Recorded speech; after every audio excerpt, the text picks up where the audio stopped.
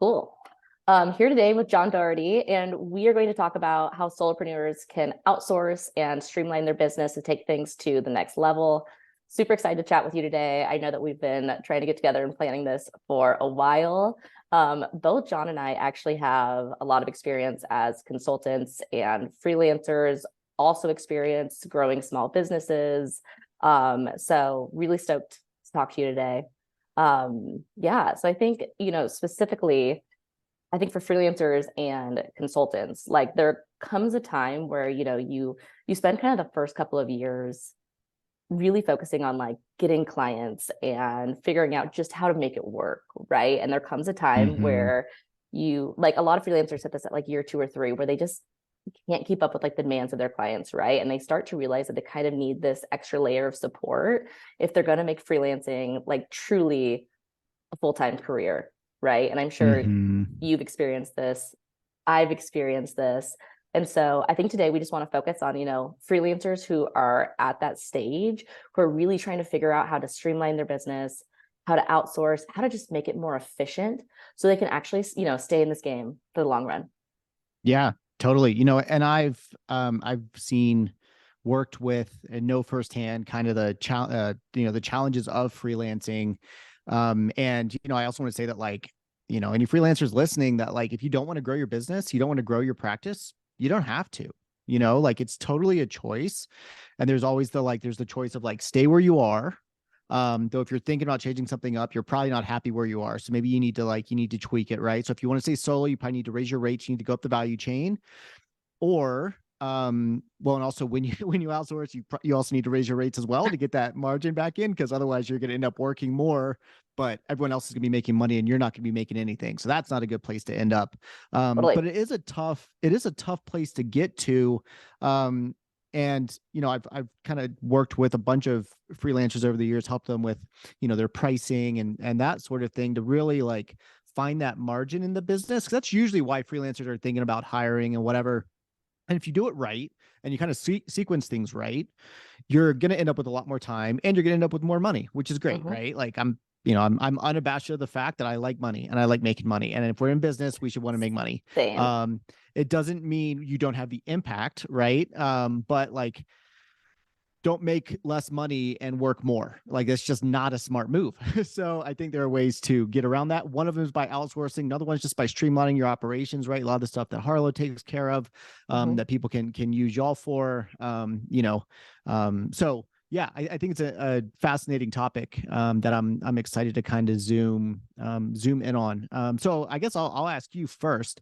Obviously, like you run a platform that helps freelancers, with invoicing and client management and all of that sort of stuff. What are the things that you see freelancers most often getting wrong? Both like on the tactical side, like when they're coming to Harlow, what do they say, like when they don't sign up, right, or when they stop using you, like what's kind of Mhm. going on there? And maybe let's get into like a little bit of like the mindset stuff as well, just because like we're not gonna take the right actions if our mind isn't in the right place. So what do you usually Yeah, see? absolutely. Well, I like when you first when we first started chatting, you mentioned that not all freelancers want to grow their business into like a mini agency or like bring on subcontractors or whatever it is. And I love that you mentioned that because there's a subset of freelancers who do want to run just be a solopreneur, right? Run their business. They're really happy with that. But I also see that specific audience, they also run into similar pain points though, right? So it's not just, you're not focusing on just like streamlining your business and gaining more efficiencies only if you want to grow into like a mini agency or bring on more people. If you're running a solopreneur shop, you still have those same issues. And so, what I see a lot is kind of the main things that people struggle with. First and foremost is getting paid, right? So I think a lot of Mm, freelancers and consultants just have a really hard time streamlining that part of their business. And you mentioned this, right? You're like, I'm in it to make money. I own a business to make money. I was consulting to make money. I like getting paid.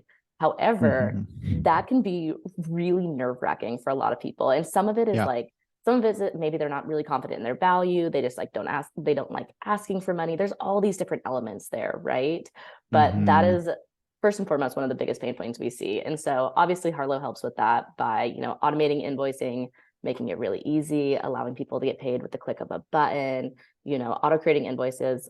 all of these things. But even outside of that, at Harlow, we really think of ourselves as like a product and a community. So we're also thinking about how we can just help freelancers gain confidence in their Mm, value and what they're selling, right? So that's a big one. I'd say another big pain point is just locking in new clients. So the whole proposal contract process is a total pain for most mm. freelancers. And that's actually, when Andrea and we were running a small consulting firm, which is really just a fancy way of saying that we were freelancing together, right? Yeah. But Yeah. I remember when we locked in when we were talking to our very first client and we're like, okay, we have to put together a proposal now. What does a proposal look like? What do we Right. include? What do we say? What is, how do we do this? And so that's also a big pain point. And so we also help by automating that, giving templates, all of these things, and just educating people around what it looks like. As a freelancer Yeah. and a consultant, you're running a small business and you need to look the part.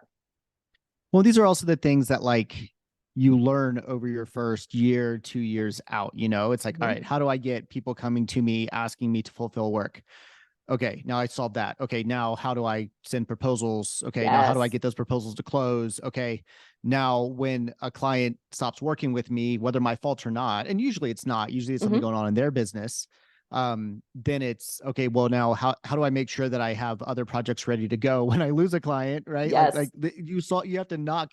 That's the hard thing about freelancing is you have to not, or just owning a business, right? And I've Yes. built 3 6-figure businesses in the last 8 years. One of them being my own consulting firm when I was basically self-funding Credo, my other Hmm. business. And like, it's hard. It's Yeah. really, really hard. And you're knocking down these things and it's basically not until you're 2 to 3 years in that's when you go, okay, I figured out how to attract clients. I figured out how to message myself. I figured out how to get proposals to close. And then it's a matter of, all those and all the things I just talked about. And then it's a matter of tweaking them and saying, okay, do I want to take this bigger or Hmm. like bigger in terms of like people and size of client and services you're able to deliver and that sort of stuff? Or do you want to stay like, the rock star e-commerce copywriter, and then Totally. maybe you work with bigger brands and you're charging more, but then you also still have all the other things to do, right? And eventually you do cap out. Like it's not Yep. freelancing is not unlimited. And one thing I've really learned over the years with building businesses is like my consulting business capped out about $300,000 a year. And I couldn't grow it anymore because I Hmm. didn't have more time. The market Yeah. would not bear higher rates and I didn't have more time. Yep. So doing what I was doing, I could not make more money. Right. Mhm. Then Credo, got to about has gotten to about $600,000 a year in revenue. Editor Ninja is around 250, something like that. But I have 8 people at Editor Ninja, with Credo, there's 2 other full-time. And then there's, some other, like some contractors and such, probably total team of 6, 7, something like that. And we couldn't have gotten there without me bringing on a business partner and him being our tech side. And like, we basically doubled the business off of that. Like Totally. at some point you have to say like, okay, I'm happy with this. Or like, I'm stoked making 300K a year, which is an awesome income. Totally. Let's not like, let's make no bones about that. Like that's an awesome income. Yep. But if you want to take it to the next level, it is possible to take it to the next level and make more. And honestly, like a lot of people don't hire because they're like, well, I can't fire this. I can't find this exact right person. Right. They're like, Yes. I'm going to have to fire people. Yes, you're going to have to kiss some frogs. You really are. Like I've had to Totally. fire people. It sucks. Had people quit on me. I had someone quit on me that I was relying on literally the day I was leaving for a 2-week vacation to New Ooh, Zealand and Australia. brutal. So I like basically the next week I didn't do calls. It was our lead vetter, like the person vetting leads at Credo and making introductions to agencies. The morning I was leaving, Yeah. they're like, hey, today's my last day. I'm like, are you kidding me? Like this stuff happens, but it's the knocks we take and then we get better, but at Yeah. some point you get to the point where you have the machine and the machine that builds the machine and you have people. Yeah. It's So some a of it is just like, it's a you got scary to trust the leap. process. You got to take the knocks, but Mhm. also there are ways to do it. There are ways to outsource. There are ways to hire. There are ways to, streamline a lot of these operations to not have to do like, here's one thing that I've learned. You don't have to do accounts receivable. You don't have to chase invoices. Mhm. How do you do that? You don't send invoices. You invoice them automatically. They pay by a credit card. Like take the 2.9% hit plus the 30 cents that Stripe takes on every transaction. Take that hit so that you get paid. It is worth Totally. it. I promise you. Like there Yeah. are ways to hack this so that you can do away with these pain points. Or like, hey, I'm spending 3 hours, a document that I've gotten from a freelancer editing, right? Like I'm doing all the strategy and they're writing it, but then I'm spending 3 to 4 hours editing. Guess what? There are ways to get around that. It's called Editor Ninja or a freelance editor, like there are ways to get around these things. You can solve these problems as they come up. You can't solve them all at once, but you knock them down domino by domino by domino. And then you get 5 years in, you're like, holy crap, I love my business, and I'm working with great people. And anyways, that's my little tirade there. But like it is Yes. it is possible to do. I'm proof of it. You're proof of it. Like it's Yeah. very possible to do. I think there's a misconception with freelancers that when you go into business for yourself, you do have to do everything, right? And none of us are good at Yeah. everything. I'm not No. good at everything. You're not good at everything. No small business No. owner, no solopreneur is good at everything, right? I have talked to so many freelancers in the past, 6 months to a year who have brought on virtual assistants and it's changed their Mm-hmm. lives, right? Like Mm-hmm. maybe they brought on a virtual assistant to, like you were saying, to help with their invoicing, to give them the confidence to actually charge that, to build their proposals, to build out their client onboarding flow, to, even taking on like their social media and their marketing strategies so they don't have to be like promoting themselves all the time. Yeah. And even doing something like that, like bringing on one person to help you part-time for you to delegate some tasks to, that can change your business, that can change your life, Mm-hmm. that can free up so much of your time. And I love that you focused on that specifically. Is that is the reason why so many of us cap out on earning potential, is because we simply don't have the time, we don't have the Mm-hmm. bandwidth to do Mm-hmm. everything. And Yep. that's actually something that Andrea and I ran into in our first business. So when we were running our consulting firm, it's called Interimly, and basically all we did is we worked with early stage tech companies and we helped them figure out how to grow after they got their first round of funding. So just go to marketing programs, right? So it's a lot of strategy, but then also getting those like first programs up and running. And when we first launched, it was just the two of us. And I will preface this by saying we were lucky that there was two of us, right? We already had a leg up on a lot of people because we had two networks to tap into. We could take on bigger projects that needed more diverse skill sets because we had both of us, right? It was honestly a really good starting point. But as we started building the business, we capped out on how many clients that we could take on, right? We were taking on Yeah. really big projects and we could only really take on, 4 or 5 projects at a time, which was a lot. And that was like our That's a max. lot. Yeah. And that was Yeah. like That's a lot. our max capacity, Yeah. and we started getting really burnt out because we were doing the Mm-hmm. strategy, we were doing the execution, we were doing all of the admin work, we were doing everything. So at Mm-hmm. one point we took a step back and we're like, okay, we're doing all of this execution work. That's what's really feeling like what's bogging us down. Let's bring on somebody who wants to do that work, right? So we actually Yeah. brought on 1 or 2 subcontractors, completely changed our business, right? Helped us Mm-hmm. scale to the next level, helped just alleviate burnout, helped us take on more clients, bigger projects, completely changed our business and the way Yeah. that we worked. It was awesome. Totally. And Do you want to know the mindset shift that like the biggest mindset shift I ever had in my business that just unlocked like the next levels of growth? It was realizing or just like internalizing that there are people in this world that love the things that I hate. yes. Like I hate Yes. accounting. I'm not an accountant, right? Like Mm-hmm. I hate accounting. I hate all of that. Like I keep an eye on my expenses. Obviously, I run my Mm-hmm. business well, but I hate accounting. Yep. I actually hate customer success. I really do. Like support. I really hate it. And there are people that freaking love it. It's funny. So We're so by aligned. We're me, so aligned on that. Those are the things that my business partner Andrea yeah, takes on that I stay away totally. from. Yes. Yeah. So, but the thing is, by me keeping on doing it, I'm choosing to be unhappy, right? Mm-hmm. Assuming I can afford to like bring someone on to do it, right? Yes. So that's step one, learn how to make money. But once you have that, if you have the capability of doing it and you don't do it, you're choosing to be unhappy and you're also not letting someone else express themselves fully, Yes. right? Yes. Like you're being selfish, honestly. I actually love that so Not much. you, obviously, but like anyone not doing, I was being selfish. Let me just put it on me. I was being selfish by not doing that. As soon as I hired someone and I was like, oh, this is what it looks like to work with a professional, like customer support person or something like that. It was just like my world, like my happiness levels just like doubled. It was amazing.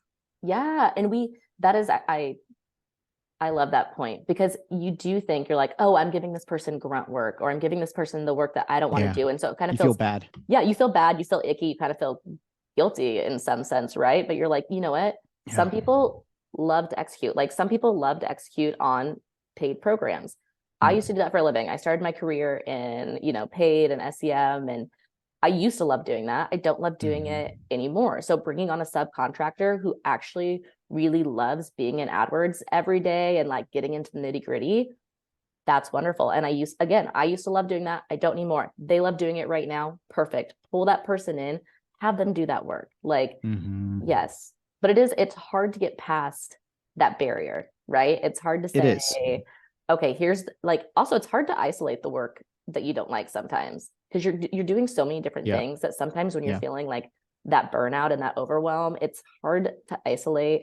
Okay, here are the things that are actually throwing me off, that are keeping me from Mhm. actually enjoying running my business. So I think Mhm. figuring that out is obviously the first step. Totally, totally. Yeah, and I really like Dan Martell's book, Buy Back Your Time. I was in his SaaS Academy for a number of years, and so he taught a lot of that over the years. So I credit him with a lot of like my kind of approach to hiring people at this point. Mm-hmm. But basically it starts with a time audit where you look at, okay, what are the things that I'm doing for me? For a while there, I just kept a list of the things that I was doing that like I really didn't enjoy. Mm-hmm. And then basically once I, had been doing it for long enough, I started kind of seeing patterns, and it was all around like invoicing. It was around following up with sales leads. Like, well, actually like following up with sales leads, but it was like, there were things I'm like, oh, I actually really enjoy that. And then there are things that I'm like, man, I hate that like I'm sitting at dinner and I feel like, and I get pinged on Slack and I feel like I have to reply. Right. Yep. And some of that can be solved by like, just don't have Slack notifications and don't check Slack when you're at dinner with your family. Setting But there boundaries. are also, but yeah, setting Yeah. boundaries, but like there are also some times that like you do need to reply, Mm-hmm. but here's the thing. It doesn't have to be you, Yep. right? Like at Editor Ninja, we have all of our customers are work. We connect with them via Slack Connect, and Mm-hmm. originally it was me just connecting with them directly, right? Like the point of contact there. Guess what we started doing a couple of months ago? Because I booked a trip to Ireland next month, and I'm gonna be offline for a week. And I was like, and people were pinging me, and I was having to like pass stuff along to our managing editor who was handling it anyways. And I'm like, why am I doing this? Like, let's just get them in a channel and get myself and our managing editor in a channel. And so now Michael has a direct like relationship with them as well. Yes. And I basically I just check in, right? Like, I mean, I'm usually looking at it first because Michael's still part-time. Like I'm usually seeing Mm-hmm. it first, but like I then let him reply. Sometimes I even coach him and I'm like, hey, so and so said this. Here's how you should reply. Or yeah, you know? here's how I would respond if I was in that situation. Exactly. Yes. Exactly. Yeah. Here's what I would do, right? Like there is that coaching there. And Mm-hmm. I can't, we can't just expect people that we hire that haven't necessarily done this before to be ready to be, know how to handle that. Also Yes. recognizing that like, and I also tell them, I'm like, my way might not be the right way because I'm Mm-hmm. super like gruff and I'll just tell people what's up. But like which is why I shouldn't do support, right? You're seeing that now. But like he is really good at it, right? I'm like, this is what we need to communicate to them, and then he'll do it in a much nicer way. And I'm like, this Yes. is why we work well together. That's It's that's an so interesting freeing. point, is that one of the hardest things I think about bringing on, whether it's new employees or subcontractors or a virtual assistant, whoever it Mm-hmm. is putting trust in that person to represent you and your brand, right? Yeah. That is a Yeah. major struggle. And it's something that we thought about a lot at Interimly. When we first brought on subcontractors, they were originally just working in the background, right? Andrea and I were kind of the Mm-hmm. face of Interimly. We were engaging with clients. We were the ones selling ourselves, setting up the proposal, speaking to them in weekly meetings. But it got to a point where, when a project is so big and you have a subcontractor that's doing a big portion of the project and who's hands-on, that person should be speaking to the work, and they can speak to the Mm. work better than you can. But that was a big hurdle to get across, is putting, like, delegating is one thing, putting trust in another person to represent you and your brand and your business, it's another thing. Mm-hmm. And that also Yeah. takes, like you said, practice and coaching, and Mm. honestly, sometimes messing it up, right? Yeah. Yeah, totally. Well, and I think you said something earlier that I want to go back. I want to circle back to and Mhm. double click on, to use all the cliches, Double click. which was you started off in SEM and were, enjoyed running Google Ads campaigns and all that. And now you're tired of it, right? I mean, same for me with SEO and content. Like I used to love getting my feet in, doing outreach, like strategizing on backlink outreach and like all this stuff. Yep. I can't stand it anymore. It's so boring to me because I've been doing it for 15 years, right? Yep. I started doing it 15 years ago. But there are still people that love it. And so I need to let them do it. But also like, we need to recognize that we change, you go out as a freelancer and your initial thing is like, I just want to work for myself. I want to have the laptop lifestyle. I want to be able to, travel and work from anywhere, which I've done. And it's great. I've worked from like 9 different countries in 27 states since I went out on my own in 2015. It's been awesome. That's wild. Yeah. I've run multiple masterminds and like, I've been to Mexico like 15 times, like running masterminds, attending masterminds, like that sort of thing. It's awesome. But after a while, you'll get tired of it. Some people don't, right? And they love doing that's what they want to do. But like for me, like I've got a family and, I love living in Denver and like, love being up in the mountains and all of this, like, the travel and all that, like I couldn't do it for a while. Right. But like, it also got tiring and I got tired of like, time zones and like all that stuff and hiring people. Actually like, and then I was ready to hire people, right? I needed to like scale it beyond myself. I got tired of the things that I was doing. I wasn't good at them. So like, I'm going to hire people that actually love to do this. And then I hired them and 2 things. One, our revenue went up, because they were doing a better job than I was. They were more available than I was. And also I got to do more of the things that I love to do, right? Those things changed. And then also like, as your business grows, assuming you want it to grow, and I grow businesses is what I do. So like, assuming I'm doing my job, my businesses are growing. And so the stuff that I was doing sometimes is no longer what you should be doing anymore. And here's like an editing specific example. I sent you this video that I produced a couple weeks ago, where basically like, people, they're like, well, I've always done the content strategy. I've always done the editing. I've always done the hiring of freelancers. But at some point you have enough requests and you need enough freelancers and there's enough content to edit and all that, like that's kind of a junior person's, some of that is a junior person's job, or someone else can do it for less than what you are, needing to make, what basically less than what your hourly rate is. Let's put it that way. Right. So if you're like, your time to your business is worth $150 an hour, like take your business revenue, divide it by 2,000, which is about the number of hours that like people work. Right. And they like, I do 1,920 because I take about 4 weeks a year off. Right. But like divide it by that number, 2,000 is easy. That's what your time is worth to your business. Can you hire someone for less than that? Martell says for 25% of that. I say it's like 30-40% of that. So if your time is worth $150 an hour to your business and you can hire an editor for $35 an hour, you should do that, right? Yes. Like start with the $10 tasks, right? The assistant stuff, the chasing of invoices, the creating of invoices for you to review and then send, right? Just like, just that. For me, like my assistant takes content that our writer at Editor Ninja, that our writers are writing for our blog. Like one of our editors is one of my main writers. He writes it. He gets one of our other editors at Editor Ninja to edit it. It then comes to me. I review it, make sure it's good to go. I send it to my assistant. She puts it into the CMS, does the featured image, all of that, and then sends it to me, and I sense check it and schedule it. Yep. I used to do all of that. And now it's 10 minutes of my time to get a blog post out the door, right? 10 minutes of my time and like $100, right? With like, cost produce the content, paying people to do all the things.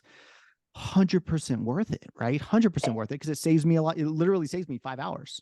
And the quality Like, is it's probably incredible. a lot higher, right? You have multiple people looking at this piece of content, multiple people weighing in. Like, that's actually something that we haven't really talked about today, but like, just getting additional perspective is so healthy and valuable for your business, right? Well, before you get to that real quick, I also want to point out that like the first thing I outsourced was the writing, right? The writing and then the editing, and they were like self-editing, and then I was editing. And I'm like, let's just get one of our other editors to edit. So he did that. But then I was doing all the like taking it from Google Docs, putting it into WordPress, doing the featured image, that sort of stuff. And I'm like, why am I like, I'm doing the lowest paid work. Yes. And And you're I'm the like, founder, right? and Like, this is you're like, and ridiculous. Yeah. why am I spending 20 minutes doing this when I could be spending 20 Right. minutes doing something much more valuable to the overall business? Totally. Totally. Yes. And people look and they're like, "Oh, it's just 20 minutes." Yeah, but you do that 3 times a week. That's an hour. And then you do that every week, and that's 4 hours a month. And you do that Hmm. every month.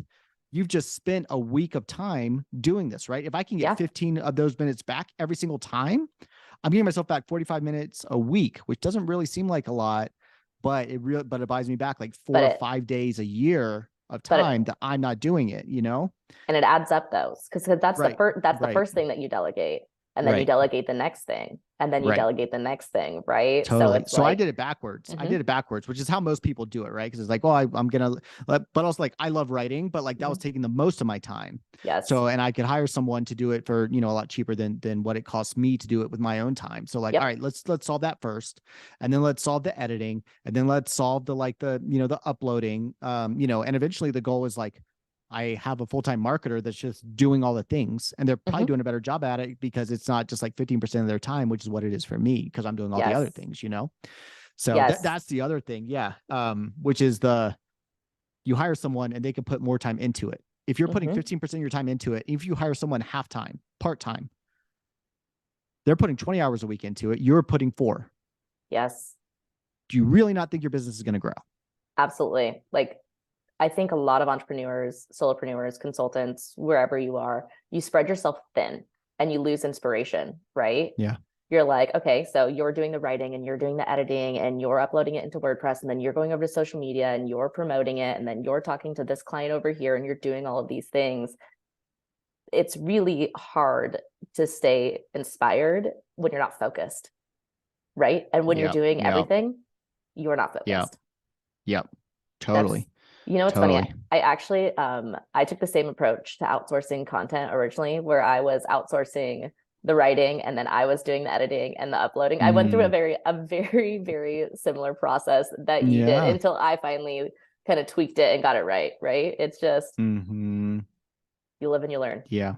Yeah. It's true. It's true. But also like, that's why we're on here because like we've Hmm. learned these lessons. And so like Yes. the way I've started kind of doing it is, and when you're just getting started and doing it for the first time, it's like you don't know any better, right? But the way I would do it, like what I would tell myself from a couple years ago is actually let's actually write out what are all the things that need to be done in this process, right? Like Hmm. someone needs to ideate, someone needs to write, someone needs to edit, someone needs to review, someone needs to add it to the CMS, someone needs to publish it and promote it, Hmm. right?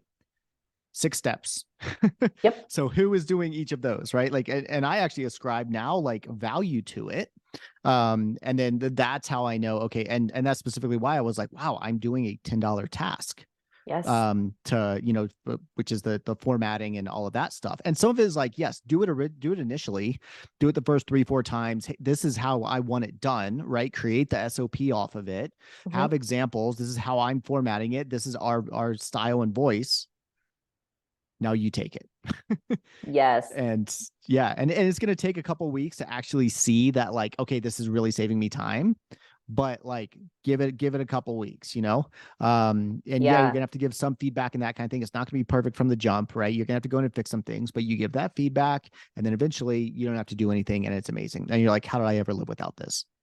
you know, a big part of our audience at Harlow are content writers specifically. There are a lot of freelancers that write content, and I think this is a major struggle for them. Like, this exact process that we're talking about is what they go through every single Mm-hmm. day, right? And I've Mm-hmm. heard a lot of content writers who are like, I want to grow and scale my business, but I feel like I need to offer like a well-rounded package to my clients, right? So they feel like they need to be the one Mm-hmm. ideating and writing and editing and Mm-hmm. publishing and writing the social posts, and that's really taxing and tedious. And again, in reality, if you're a really good writer, that doesn't mean that you should necessarily be ideating, right? Or if you're a really good writer, that doesn't mean that you should be editing your own work. And so I would actually love for you to talk a little bit about Editor Mm-hmm. Ninja specifically, Yeah. because I know you and I Yeah. have been talking about this a lot, but like, how can that audience utilize Editor Ninja to just take some of that off their plate? Yeah. Yeah. So there's a few things to it. Number one, go through and basically say, okay, what are all the things that I'm doing in this content production process, right? Like who's doing strategy, who's writing, who's editing, who's reviewing, who's promoting, etc. We come in basically in the like after it's been written, you know, first, second draft. Basically what we tell people is, you know, especially if you're like a content marketer, freelancer that you're using other like freelancers to do it, you create the brief, do the ideation, create the briefs, etc. I'm happy to jam with you on, you know, Slack or whatever about if you have questions. Like I've got a lot of history doing this, so like I can do that. But get it written, and then you review it, make sure that like the brief has been followed, all of that, right? It's like up to your standards, because ultimately you as the freelancer, it's your name behind it. You're the one that needs to be proud of it, you know. And you can't outsource pride. So and you can't outsource giving a shit is what was someone I forget who used to say that to me, but like I love it. I believe it was when I worked inside Zillow, honestly, someone told me that. But it's true though. And then we come alongside people basically once it's like, all right, this has followed the brief. Now let's go in. Let's make sure it's following our client's like style guide. Let's make sure it's formatted well. Let's make sure it's free of all the typos and that sort of stuff. Like basically it's the step of let's make sure that we're confident in this piece before it goes back to a client. Because we know that it's like 70% of content marketers like at brands say that they would definitely or probably fire a freelancer that sent them content that contained typos and errors. Yeah, because it makes your brand look bad. You can't have that. And you're putting work onto them, right? Like then they feel like they can't trust you and they have to go in and edit. And they're like, I'm hiring you to produce content for me, right? Yes. So, you know, we have a lot of like content agencies, in-house content teams, SEO teams that are producing content for like SEO purposes, that basically they're coming to us for like copy editing and proofreading because they don't have an editor in-house. They don't have someone in-house to make sure that it's ready to go. And they're confident in the content that we send back to them, that it's ready to go. So, you know, and what we see is we get, and that's the lower, I mean, I hate to say it's lower value because it's high value, but like extremely it's high lower value per hour work, right? That like they shouldn't be doing. They should be doing the, you know, the briefs and the, you know, reviewing of the content, giving the writer feedback and all of that. And we do that too, right? We put in things as like, you know, this needs to be fixed, or, you know, hey, you didn't, you know, this acronym, like you didn't define this above, right? You know, will your audience know what SEO means? If not, say search engine optimization parentheses SEO, and then you can go on and talk about SEO in the future, right? Like that sort of thing. If you don't catch that, we will. But we have most of our customers honestly come to us basically to have that confidence of, you know, of publishing. And especially like some, you know, we have some senior like freelance writers, who are fantastic and, you know, quite well known in the industry, that they're at, you know, 3, 4, 5 like freelancers writing alongside them. They're basically running a micro agency, and guess what they're doing? They're doing all the editing. They're doing the lower quality. They're doing the lower like value work, you know, when really they should be doing the highest value work. So they're now starting to outsource that to us, so that then they can, you know, they can scale the, you know, how much content they can produce. They can, you know, they're more confident in the work that's being produced because they're not a professional editor, but we are. So they're more confident in that, so they can charge more. Their clients are happier. Their clients are staying longer. It just works out well for everybody. You know, it's just like me with formatting in a CMS. For them, it's, hey, I'm still doing all the proofreading, right? Samantha, I see directors of content, VPs of content proofreading. And they shouldn't have to do that. I come across this all the time. I'm like, what are you doing? I mean, like, why is the VP reviewing individual blog posts in the first place? I still do that. Seriously? Right? Like I will read a piece of content before it goes out to make sure that it is, you know, it's put together, it's well thought out, that there's no errors. Totally. I get the cursory read, but the like spending an hour on a blog post, just like a regular blog post as a VP proofreading, because no one else is there to do it, does not make sense. I'm sorry. Like, I mean, yes, look at it. I sense check everything. Like I said, like I have other people that are doing most of the production. I'm doing the strategy, I'm doing the keyword research, etc. But like I am still going in and I'm looking through it as like the founder/CEO, but I'm spending 5 minutes of my time, not an hour of my time, you know, because other people are doing it. And that's the key there. Like you're not going to completely hand it off from the jump. But if you can take an hour and reduce it to 5 minutes, and you do that 5 times a week, you know, half a day a week, 2 days a month, 24 days, almost a month, a year that you're saving. It's amazing. It's unbelievable, right? When you actually look at it from that perspective. So I love that you positioned it as like you're delegating this thing, but by delegating this thing, you're actually putting more trust and credibility into your business, right? I think with editing specifically, that's really kind of a beautiful thing. And honestly, like a lot of different things that you could delegate. Like if you're not good at doing things or you're shouldn't be spending your time there, like you can actually, because a big fear, again, like we kind of talked about this earlier, but a big fear for freelancers, consultants, small business owners, whoever it is that this person or this thing that they delegate is not going to represent their business well. And in reality, it's usually the opposite, right? By delegating, you're actually building trust and credibility because things are getting done in a better way, in a more efficient way. You know, you're bringing in more people to have more eyeballs on the work that's going out. And in reality, it's going to make your business better. I think a lot of times we think, oh, nobody can do things like as well as I can do them, right? Like we hold things so tight because we just care so much about our business and how we come off, right? And the truth is, like, delegate those things out and it's actually going to make you look better. It's a little bit it's a little bit of like pride and ego that we have to let go of to do that. Totally. Martel talks about his 10-80-10 principle, which I love. I love like frameworks and principles like that. I'm not smart enough to come up with them on my own, so I take other people's and give them credit.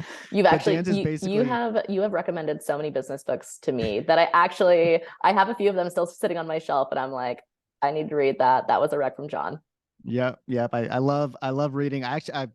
This year I'm studying, so I'm reading fewer books, but I'm going really deep on them and really like internalizing it, which has been great. Because I think just as when we get out of school, we just spend too little time actually like going deep on stuff. We just kind of go surface level. At least I do.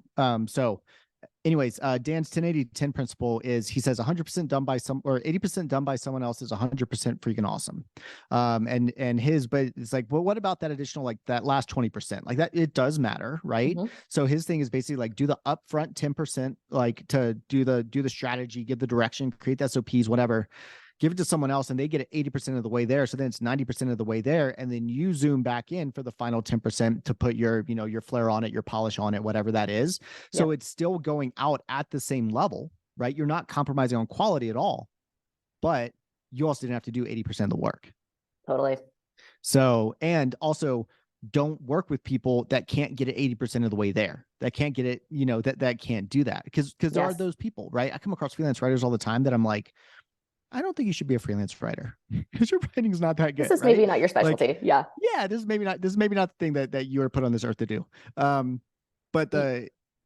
Anyways, it's like we can't compromise on that quality. We have to hold those quality standards, and starts by holding ourselves to a high quality standard, and not saying like, it's good enough, like to go back. Like when one of our editors, and remember, I'm not an editor, actually, I'm a writer. And I started an editing company because I needed an editor. And then I know other people need editors as well. But like when one of our editors isn't like up to snuff, they're not going deep enough, the client's not happy, like I take it personally, and I actually zoom in and I'm like, I'm holding them to a high standard to make sure that the work that's going out, like I'm proud of it. And the goal is like, I don't have to look at it. Right. But sometimes I do step back too far and something goes back to them that I'm like, oh, we needed to go deeper there. Right. And that's my failure. But we live and we learn. So. Totally. I think I've heard that a lot from freelancers recently, that they're like, hey, I've tried subcontracting, I've tried bringing somebody else on. But the truth is that they can't get it 80% of the way there. They can't get it to where I need it to be.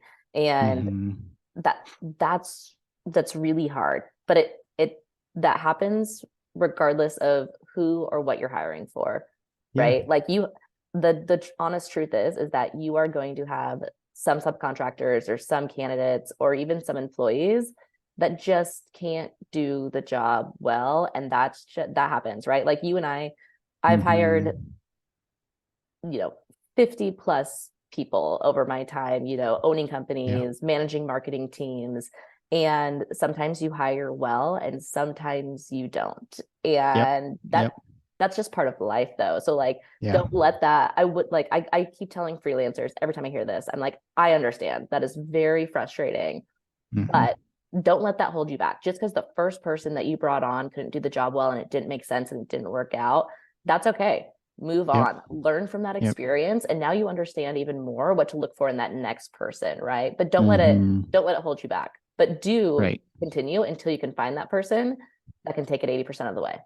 Totally. And the thing is, like, when you hire someone, so like, for example, we've had Editor Ninja currently has 8 editors, like part-time editors, editing content for our customers. We've had 13 or 14 over the last 18 months total. So there are Mhm, 5 or 6 that are no longer with us. A couple of mhm, them we had to let go. A couple of them kind of self-selected out, which is mhm. fine. But with each one, we kind of learned things like one of them we had to let them go because like they weren't communicative. They wouldn't log into Slack. They wouldn't check the site. I'm like, how the heck are you supposed to know that they're like content has been assigned to you, you know? Yeah. They wouldn't give us their cell phone number so we could text them if we needed something. It's like, okay, new editors that come on, here's the rules, right? Like we need Yes. you in Slack. We need to know when you're available. You need to share a Google Calendar with us. Like you need to tell us when you're going on vacation. Like all of these things, right? Like Yes. we didn't have those in place because our first editor is my assistant at Credo.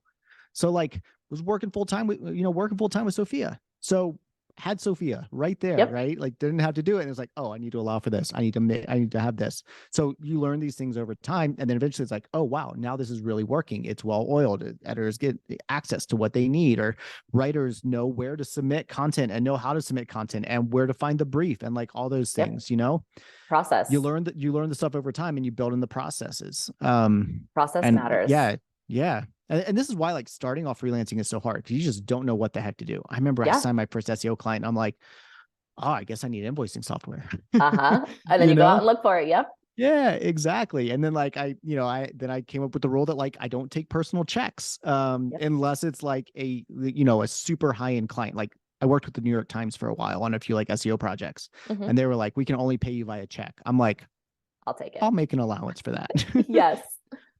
Like But you I'm learn, also going to you learn over. invoice you before the work is done, and you need to get the check out to me ASAP. You know, like Yes. that kind of thing. I'm not going to invoice you after the work's done and then wait another 30 days, whatever. Like, okay, you want to do that? I need this.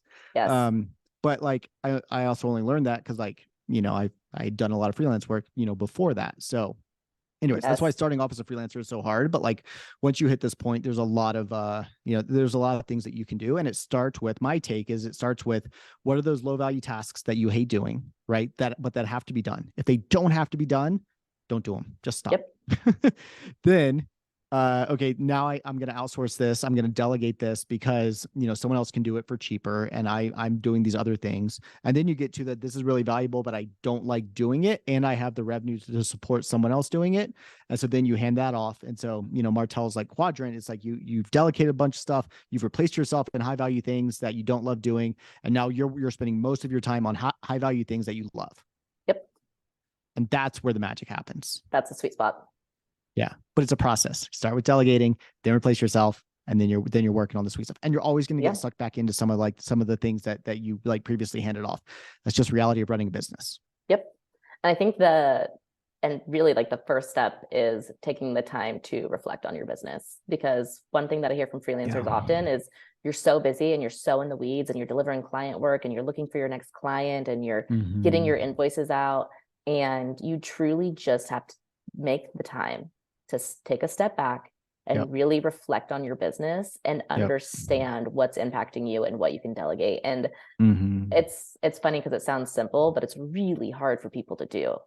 Yeah. Like we Yeah. were actually just this past week we were talking to Jenny Gritters, and we were talking about mindfulness specifically in Mm. business. And that's one of the big things that we talked about is until you're like present in your business and you can take the time to step back and reflect, like you're just like on a wheel, right? Yeah. You're just moving and moving and moving without reflecting, without making things better, without making Yeah. things easier on yourself. And Mm-hmm. that's how people burn out. And that's what leads to Yep. people like being, hey, I can't make freelancing work as a career. I just can't do it. And it's because you have to do these other things. You have to reflect, you Yeah. have to figure out how to, you know, grow your business. Like you have to do that side of it. You can't just like deliver on the client work to truly Mm-hmm. make it a success long term. Totally. Well, and yeah, and people don't, when you're first starting off, you don't realize that like, I mean, most freelancers I see, they start off with, oh, I'm going to be able to bill 40 hours a week. Now you're billing Oh me my maybe gosh. 20, right? Yeah. So like you needed to charge double Yep. what you're charging, Yep. right? If you're basing your like income off of working 40 hours a week, you need to charge double because you're not going to be able to Absolutely. work that. You're going to get better clients because of that. But then also go back and look through, and my advice, I've done this many times, I still do it, is like I go look at the last 2 weeks of my calendar and say, what are all the things that I did, right? Mm-hmm. And then like, so what am I spending most of my time on? Do I love it? Do I not? Okay, so and then put a value to it. What do I need to outsource next, right? What do I need to get someone else to do next? and constantly doing the like eliminating things, because eventually you get just really busy and you're reactive and you're like, okay, what am I doing that I don't need to be doing? It's a Yep. constant process of doing this. Um, and yeah, But and it's just, that's the and I think beautiful that's the thing, though. thing. It should be a constant process, Yes. right? It has Yes. to be. Yep. Yep. Yep. And then also a big one for me, has always been, what are like the fires that are coming up? What are the things that are coming up that like pull me out of my flow state, that, are just frustrating to me? And then how do I, kind of chip away at those? Yep. Is it customer communication? And like, is it, I'm the bottleneck for customer communication? Okay, now they're all in Slack channels with us. And so I'm no longer the bottleneck, right? Like, Yes. you're knocking those things down. But I will also say, a mistake that I make all the time. I've made it with Editor Ninja too. I was talking to someone yesterday, and they were like, I was sharing with him kind of like what we've built, like the software I built at Editor Ninja and all of that. And he was like, John, that's awesome. But just so you know, at this other business, which is like very similar, he was number 3 at Design Pickle. He Hmm. was like, he's like, just so you know, we didn't do that Design Pickle until we hit 5 million ARR. And I'm at 200, 250. Yeah. He's like, you focused on the wrong things too early. He's like, you can scale, but like, but you didn't get the initial like first part. So I'm like, oh shit, like I need to go back and and do that, which is great, right? I'm glad I got Yep. that insight even now. But also like be wary of kind of like outsourcing too soon, um, Yeah. as well. So like don't over optimize. Like make sure you have the quality nailed first. Make sure you have the lead flow. Make sure you have the all of that. And like Yes. stuff should feel broken a Yeah. lot, and especially when you get to like 15, 20, 25K a month in revenue. Everything breaks, everything changes. Like you go from one person to two, you go from 2 to 4, 2 to 3, and stuff changes, because now you Yep. can't just like direct message. Now you have to have a channel, right? Like that sort of stuff. Um, and that's just, honestly, that's a good sign. Like it's a function of a growing business. Yes. And you need to take time to step away to, say, is this going the direction I want to? If I keep doing this for the next year, where are we going to get to? And do I want that? Like those sorts of things. And Yes. also allowing yourself to say, I don't know, but I'm going to find out. And then if you find out that you don't love it, you can always change, right? We're never stuck. So Yeah. like, don't not grow your business because you don't know if you might like it or not, When is my take. it's like short-term versus long-term focus too, right? Like short term, when you're solving a problem, whether it's growing your business, whether it's optimizing, whatever it is, short term, Mm-hmm. things are going to be hard because Mm-hmm. change is hard and shifts are hard and things are never perfect, right? So short term, something's going to be hard, but long term, is it going to make things easier, right? That's Right. Right. always, it's always kind of the rule of thumb is like, if you're Yep. hiring somebody, the first couple of months is hard. You have to onboard that person. You have to teach that person. You have to mentor that person. You have to coach that person. It actually probably takes a lot more of your time to bring that Mm-hmm. person on. But guess what? A year from now, when that person's fully functioning and they're up and running, things are going to be a lot easier. And so I think That's right. that's, also in this freelance space, it's, yeah, taking your business to the next level is going to be really hard in the Mm-hmm. moment. And like you said, Mm-hmm. things are going to break and you're going to have to establish processes and things are going to come up that you never thought about. But, Yep. spend a month or 2 months of your time getting that, figured out. And then Mm-hmm. that's when your business grows 6 months from now. That's right. Yeah. And you have to integrate it, right? Even like you Mhm. bring on new software. You have to Yes. learn, like, how does it work? How do I set up an invoice? I have to get my templates in place. I have to, for Editor Ninja, it's like, okay, add in the sites that you're creating content for. So then Yes. so that then the editor knows which style guide to follow, like that sort of stuff, right? Like there's always that onboarding. Yes. And so stuff is going to feel busier at first. It is going to be busier at first. Yep. But then 2 months in, oh, wow, this is all set up and it's like 3 clicks and boom, an invoice is gone, or a Yep. document request is in, or whatever. Like you have to, that work is always going to happen up front. Bring on a new person, you have to train them. Yep. It's going to take more time, right? But like set up your SOPs ahead of time. This is how we do it. They can basically train themselves on that. You're checking in, and then eventually you're like, you know what? You're good. I don't have to look at this. I don't have to give feedback on whatever. So, Yes. We hear it's definitely a process. we hear that all the time when people are thinking about bringing on a tool to manage their business, right? And when they're looking at Mm-hmm. Harlow, people are like, "Oh, I just need to carve out, the 20 minutes to get it up and running." And I'm like, "Think about what you're saying. All Yeah. you need is 20 minutes. You need 20 minutes to fully put your business into the system that's going to make you so much more efficient and streamline your Mm-hmm. business." And you're having a hard time finding that. But again, think long term. I'm like, in 2 weeks, Right. you're going to be up and running and you're going to feel so good having like a centralized view of your business. But it's Mm-hmm. sometimes hard for people to even take that initial 20 minutes. I'm like, hey, Totally. let's jump on a call. We will spend 15 minutes together and I will get you completely up and running in That's right. Harlow. We will like shoot out your first invoice in 15 minutes. Like it's so Yep. easy, Yep. but it's a step that you have to take, and you have to get in like That's the right. right mental state to say, okay, I'm going to spend this 15-20 minutes making my business more efficient,